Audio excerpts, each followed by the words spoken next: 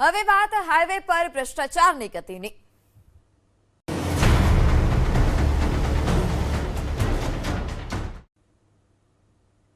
Patan Gozaria national highway પર કામમાં ભ્રષ્ટાચારનો આરોપ લાગ્યો છે।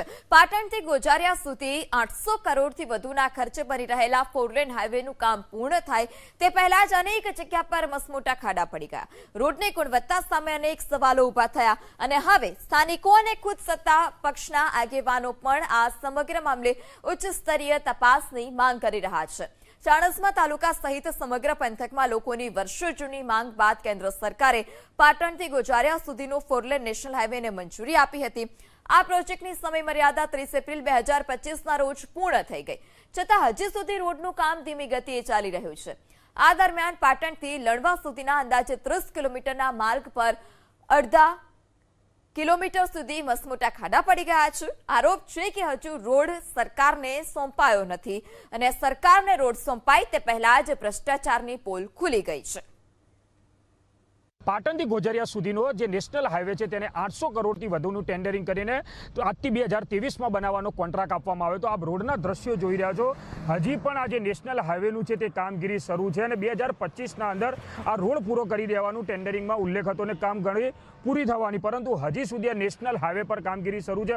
પરંતુ હજી સુધી આ નેશનલ હાઈવે પર જે રોડ બનવાની કામગીરી છે, સાથે બીજી તરફ જે રોડ છે તે રોડ તૂટવાનું પણ શરૂ થઈ ચૂક્યું છે। એટલે આપ જોઈ શકો છો મોટા પ્રમાણના અંદર જે કોન્ટ્રાક્ટર દ્વારા જે ભ્રષ્ટાચાર કરવામાં આવે તેવું હાલ તો દેખાઈ રહ્યું છે। આ રોડની જો વાત કરવામાં આવે તો ચાણસમાંથી ધીણોજ જતો આ હાઈવે છે ને તે નેશનલ હાઈવેનું કામગીરી શરૂ છે, પરંતુ અત્યારથી જ આ રોડ પર ઠેર ઠેર જગ્યાએ ખાડા પડ્યા છે અને ઠેર ઠેર જગ્યા પર ઠીકડા મારવાની કામગીરી કરવામાં આવી રહી છે। કહી શકાય કે જે નેશનલ હાઈવેના ઓથોરિટી અધિકારીઓની પણ એક જવાબદારી હોય છે કે જે કામગીરી થતી હોય છે તેની ચકાસણી કરવાની, પરંતુ હાલ તો જોઈ શકાય છે કોઈ પણ જાતની અધિકારીઓ તેમના ચેમ્બર છોડીને કોઈ પણ જાતની ચકાસણી ના કરવાના કારણે આ કોન્ટ્રાક્ટરો તેમજ આ રોડનું જે કામગીરી કરી રહી એજન્સીઓ છે તે બેફામ રીતે ભ્રષ્ટાચાર કરતી હોય તેવું હાલ તો દેખાઈ રહ્યું છે।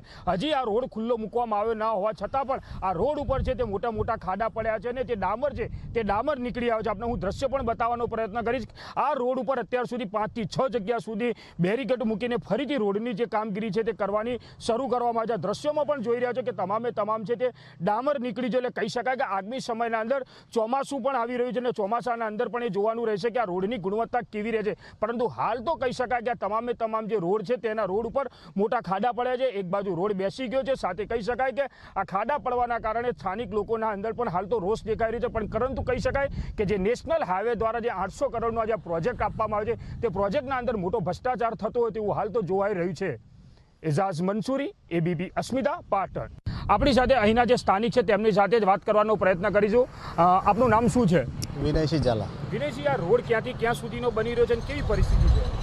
વર્ષોથી આ વિસ્તારની માગણી હતી કે અહીંયા મહેસાણાથી પાટણ સુધીનો રોડ ફોરવે થાય, કેમ કે ચાણસમાંથી રાધનપુર સુધીનો રોડ એકદમ બેસ્ટ હતો। એટલે વર્ષોની માગણી સરકારે સ્વીકારી અને આ રોડ મંજૂર કર્યો। રોડ મંજૂર કર્યા પછી ટેન્ડરની પ્રક્રિયાને એ બધું થયું અને એમાં એનો ટાઈમ પિરિયડ હતો કે 2025 સુધીમાં આ રોડ પૂરો કરીને આપી દેવાનું। આ રોડ ખૂબ જરૂરિયાતવાળો રોડ છે, ખૂબ ટ્રાફિકવાળો રોડ છે। અહીંયાથી મહેસાણાથી છેક કંડલા સુધી અહીંયા વાહન વ્યવહાર થાય, અહીંયાથી પાટણથી બનાસકાંઠાનો પણ વાહન વ્યવહાર થાય, અહીંથી બેચરાજી બાજુ પણ વ્યવહાર થાય છે। એટલે આ રોડ બધાની અપેક્ષા હતી કે ટાઈમ પિરિયડમાં પૂરો થશે, પણ ક્યાંક ને ક્યાંક કોન્ટ્રાક્ટર દ્વારા આ રોડમાં કોઈ પણ રીતે અવરોધરૂપ થઈ અને કોન્ટ્રાક્ટર રોડ પૂરો કરી શક્યો નથી। 1 વર્ષ એના ઉપર પણ થયું ને હજુ સુધી વર્ષ સુધી થશે કે નહીં એ પણ સવાલો છે। અને રોડ બનાવે એ પણ બનાવવામાં પણ ક્યાંક ગેરરીતિ કરી હોય ને ક્યાંક એમને ઓછું મટીરિયલ કે ગમે તે જે વિષય કર્યો હોય, પણ રોડ જેવો જોઈએ એવો રોડ થયો નથી એવું બધાને પ્રથમ નજરે દેખાય છે। અત્યારે ચોમાસાની સિઝન આવી રહી છે, વરસાદ આવશે, વરસાદ આવવામાં પણ અત્યારે તમે જો ડાયવર્ઝન આપે છે તો આગળ બોર્ડ પણ માર્યા નથી ડાયવર્ઝનનો, અને રાત્રે અહીંયા હું નીકળતો હતો ત્યારે મને પોતાને તકલીફ થઈ હતી, મારે સાઈડમાં ગાડી લઈને ઊભું કરી દેવું હતું, કેમ કે આગળ પણ એક એક્સિડન્ટ થયો હતો। એટલે નાના નાના સોકડા રસ્તા અને ખૂબ ટ્રાફિક એના કારણે અહીંયા ખૂબ રોડમાં લોકોને તકલીફ પડે છે। એટલે સરકારને પણ મારી વિનંતી છે કે આ રોડમાં યોગ્ય રીતે કોન્ટ્રાક્ટર વિરુદ્ધમાં કાર્યવાહી કરવાની થાય કાર્યવાહી, અને કોન્ટ્રાક્ટરને જે કહેવાનું થાય તે સરકાર વતીથી પણ કહેવું જોઈએ। જે પણ કામ થયું છે એમાં હું એવું કહી શકું કે પાટણથી મહેસાણા સુધીમાં જ ઓછામાં ઓછા 1000થી પણ વધારે હજી પણ સરકારને રોડ સોંપાયો ન હોય એ દરમિયાન થીગડા મારવા પડ્યા છે। એ પણ થીગડા એકવાર મારી દીધા પછી ફરીથી અને થીગડા મારવાનો વારો આવે છે. વારંવાર એ થીગડા પણ ઉખડી જાય છે અને એકદમ છેલ્લી કક્ષાનું કામ આ થયું છે. રોડ બિલકુલ ભંગાર બનાવ્યો અને રોડની અમારી માગણી સારો બને એવો. રોજ એક્સિડન્ટ હોય અને રોજ સવારે રોડ તૂટે અને સોજે શોધવા આવે અને વરસાદ થશે પછી શું પોઝિશન.